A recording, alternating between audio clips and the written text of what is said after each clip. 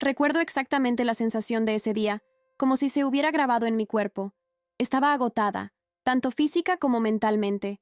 Había salido del trabajo casi a las 9 de la noche, después de cubrir a una compañera que faltó. Llegué a la guardería para recoger a mis hijos casi al cierre, y además tuve que pasar por el supermercado a comprar algunas cosas básicas. Mis dos pequeños ya estaban durmiendo en el asiento trasero cuando entré en la calle que suelo tomar para evitar el tráfico del centro. Era una calle algo aislada, con poca iluminación, y para colmo, la lluvia azotaba de tal manera que apenas podía distinguir el carril de la pista.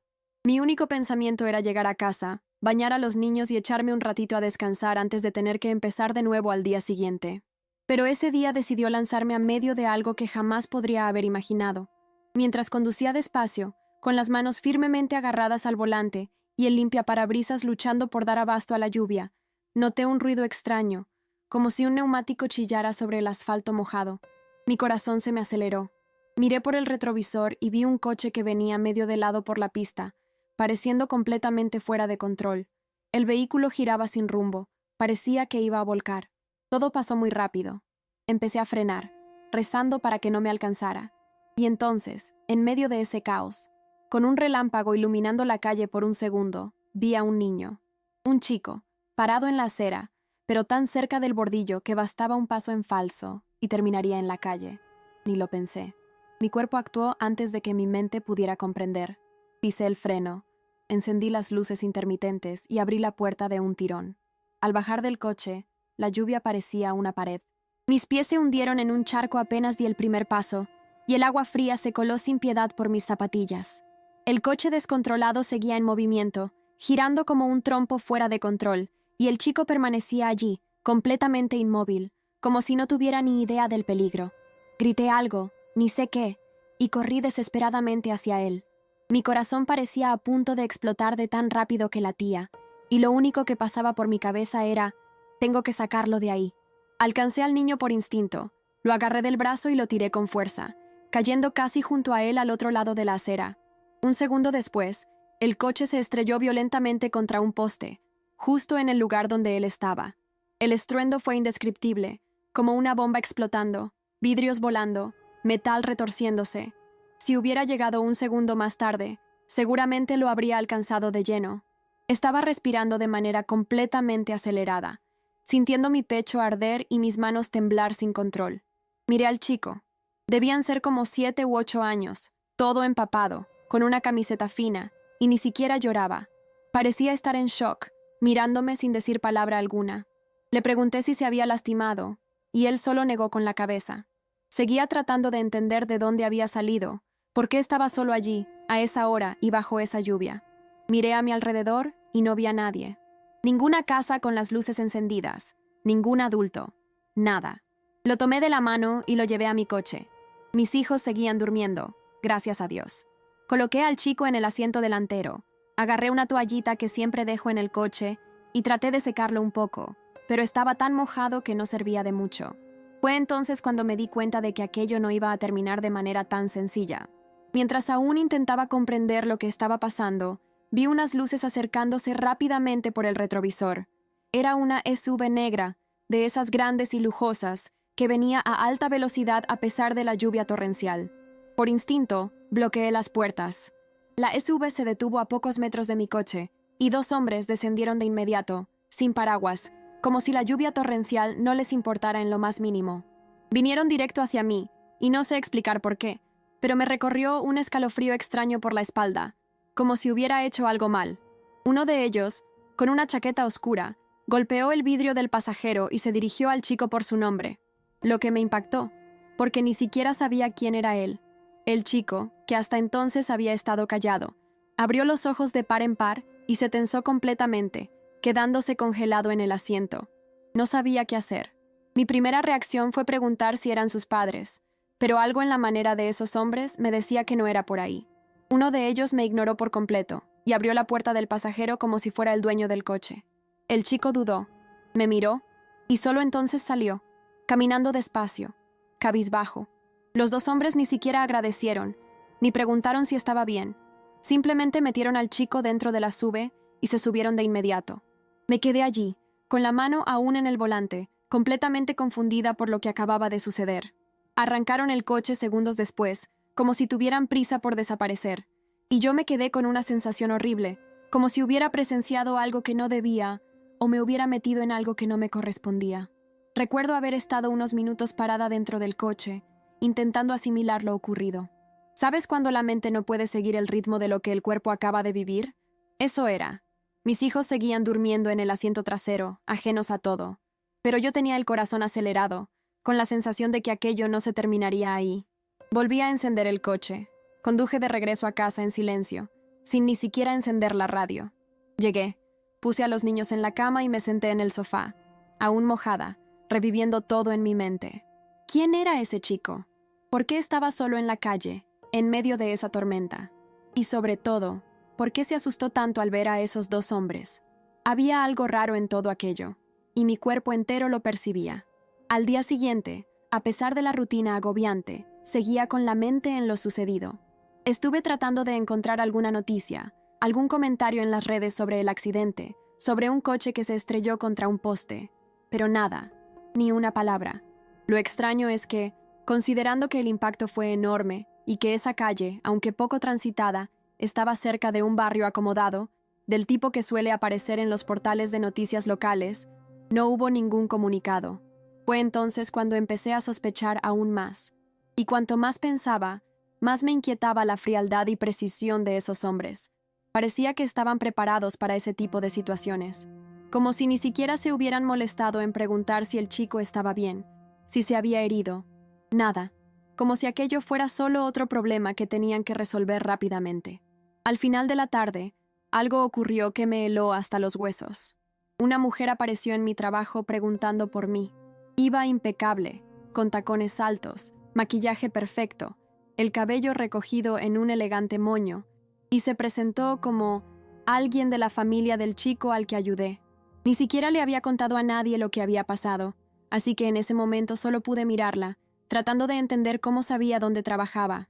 Fue muy educada, casi en exceso, y me agradeció por lo que hice, diciendo que el chico estaba bien, pero que era importante que nadie comentara sobre el asunto. Habló con una sonrisa en el rostro, pero su tono era de advertencia. No fue un agradecimiento normal, fue más un «gracias, ahora mantente al margen». Eso me dejó muy incómoda. Solo asentí con la cabeza, y ella se fue como si nada hubiera pasado. A partir de ahí, comencé a sentirme vigilada. En los días siguientes, noté que distintos coches pasaban despacio por mi calle, gente parada al otro lado de la acera observando mi edificio, y una constante sensación de que alguien me estaba monitoreando. Puede parecer exagerado, pero la intuición de una madre es fuerte. Sé cuando algo no está normal, y lo estaba. Hubo un día en que juré ver a uno de esos hombres de aquella noche estacionado en la esquina, fingiendo hablar por el celular, pero mirando fijamente hacia mi ventana. No tenía ninguna explicación lógica, pero mi cuerpo reaccionaba en alerta. Empecé a dormir mal, cerraba todo en casa, y verificaba 3 veces si la puerta estaba bien cerrada con llave. Ese simple acto de haber salvado a un chico del camino de un coche se convirtió en una bola de nieve que crecía cada día, y lo único que deseaba era volver a mi vida normal, sin miedo, sin ese peso. Incluso pensé en ir a la policía a contar todo. Pero, ¿qué iba a decir? Que salvé a un chico en la calle, que 2 hombres vinieron a buscarlo y que ahora hay gente vigilándome.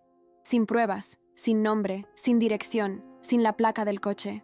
Eran demasiado cuidadosos. Y empecé a darme cuenta de que esto podía ser mucho mayor de lo que imaginaba. Tal vez ese chico fuera hijo de alguien importante, alguien involucrado en asuntos oscuros, y yo me topé sin querer con una historia que no debía conocer. Empecé a evitar contarle a cualquiera. Ni a mis amigas más cercanas les di detalles. Solo decía que había pasado por un susto, que había socorrido a un niño, omitiendo todo lo demás. No sabía hasta dónde podía llegar aquello, y sinceramente, el miedo empezó a dominarme de una manera que no estaba acostumbrada. Hubo una noche, más o menos una semana después de todo, en que me desperté con el interfono sonando. Era de madrugada. Me levanté asustada, contesté, y nadie respondió. Solo se escuchaba un zumbido en la línea. No pude volver a dormir. Me quedé sentada al borde de la cama, mirando por la ventana, tratando de ver si había algún coche estacionado abajo. No había nada, pero la sensación era clara. Aquello no había terminado, y lo peor era que nadie, salvo yo, sabía realmente lo que había ocurrido esa noche. Me sentía completamente sola, como si me hubieran lanzado a un lugar en el que no debía estar. Y todo eso comenzó solo porque decidí salvar a un chico. Algo que cualquiera haría, ¿no? O al menos eso creía. Pero en esa situación, parecía que había tocado algo prohibido, como si el simple hecho de acercarme a ese chico hubiera cruzado una línea invisible. Algunos días después, cuando las cosas parecían empezar a calmarse, recibí un sobre extraño en el portón del edificio. No tenía remitente, ni sello, ni nada. Era solo un sobre marrón, común, pero empapado por la lluvia, como si lo hubieran dejado allí hacía poco. Al abrirlo, encontré dos cosas en su interior. Una foto mía con mis hijos, tomada claramente sin que yo lo supiera, y una hoja doblada con una frase escrita a mano. Ya hiciste demasiado. Mi sangre se heló en ese instante. Eso fue suficiente para que entendiera que el mensaje era serio. No era solo impresión, no era paranoia. Me estaban vigilando, sabían quién era, dónde vivía, con quién andaba. Mi primer impulso fue agarrar a los niños y salir corriendo. Pero, ¿a dónde iba a ir? No tenía a dónde huir. Y lo peor, ni siquiera sabía con quién estaba tratando. Ese mismo día, fui a recoger a los chicos en la escuela más temprano, y cuando llegué, la directora me llamó para conversar. Dijo que había aparecido un hombre preguntando si mi mayor ya había salido. Explicó que él no era conocido, que no figuraba en la lista de responsables, y cuando negó cualquier información, él simplemente se dio vuelta y se fue. Eso me dejó completamente alterada. Salí de la escuela con ellos de la mano y, en el camino, juro que estuve mirando a todos lados todo el tiempo, como si alguien fuera a aparecer en cualquier momento. Esa situación dejó de ser solo un temor vago y se convirtió en un desesperado sentimiento. Ni siquiera sabía si todo había sucedido porque salvé al chico o solo por haber visto algo que no debía. Pero una cosa era segura. Quienquiera que estuviera detrás de todo aquello, quería intimidarme. Y lo estaba logrando. Después de ese episodio en la escuela, tomé algunas medidas que nunca pensé que necesitaría. Cambié mis rutas. Empecé a tomar caminos distintos para ir y volver del trabajo. Le pedí a una vecina de confianza que recogiera a mis hijos algunos días. Evitaba salir sola por la noche. Dejaba las luces encendidas en casa incluso cuando salía, y dejé de publicar cualquier cosa en las redes. Me sentía como si estuviera viviendo una película de persecución, pero yo era una madre común, con un sueldo contado a fin de mes, tratando de proteger a mis hijos. Hubo un momento en que hasta consideré buscar ayuda de algún periodista, no sé, pero luego pensaba, ¿y si eso solo empeora las cosas? ¿Y si me convierto en un objetivo mayor? No tenía idea de quién estaba involucrado con ese niño, pero todo apuntaba a algo grande, mucho mayor de lo que podría enfrentar sola. Una tarde, más o menos 2 semanas después de que todo empezara, recibí una llamada en mi celular. Número desconocido. Contesté de inmediato, y la voz al otro lado era de una mujer, calmada, sin prisa, que dijo simplemente, «Agradecemos lo que hiciste. Ahora sigue con tu vida». Y colgó. Así, simple. Me quedé paralizada, con el teléfono en la mano, tratando de entender si eso era un alivio o una nueva amenaza. Lo más extraño fue que, después de eso, todo se detuvo. Nadie más me vigilaba, ningún coche extraño en la calle, nada de fotos, nadie apareciendo en la escuela o en el trabajo. El silencio fue tan repentino como el inicio de todo, y eso me dejó aún más desconfiada. Era como si me hubieran puesto a prueba, o como si hubieran decidido dejarme en paz, por el momento. En los días siguientes, por más que intentaba retomar mi rutina, nada parecía normal. Miraba cada rostro en la calle intentando imaginar si esa persona formaba parte de algo, si me reconocía, si sabía lo que había pasado. Volví a trabajar, retomé la rutina de siempre con mis hijos, pero por dentro todo seguía distinto. La sensación era de estar siempre a un paso de desatar algo que no debía. Y lo peor es que nunca supe quiénes eran esas personas. Nunca descubrí el nombre del chico, ni de la mujer que apareció en mi trabajo, ni de la voz que me llamó. Fue como si hubiera entrado en una película muda y saliera sin entender el guión. Solo sabía que, por alguna razón, aquello me marcó. Y hasta hoy me pregunto si alguien habría hecho lo mismo en mi lugar, si realmente valió la pena involucrarme. Una vez, meses después, estaba en la fila de una panadería con mis hijos y vi una SUV negra estacionada al otro lado de la calle. Mi cuerpo se paralizó. No sé si era la misma, podía no tener nada que ver, pero mi corazón reaccionó como si lo fuera. Tomé a los niños de la mano y me fui sin siquiera comprar lo que había ido a buscar. Desde entonces, fue así. Nunca volví a ver a ese chico. Nunca supe si estaba bien, si seguía viviendo en aquella casa, si se acordaba de mí. Pero yo lo recuerdo todos los días. Esos ojos congelados bajo la lluvia, sin entender por qué alguien se arriesgaría por él. No quería ser una heroína, ni meterme en problemas. Solo vi a un niño a punto de morir y actué. Pero parece que, en este mundo, hasta eso tiene un precio. Nunca le conté toda esta historia a nadie.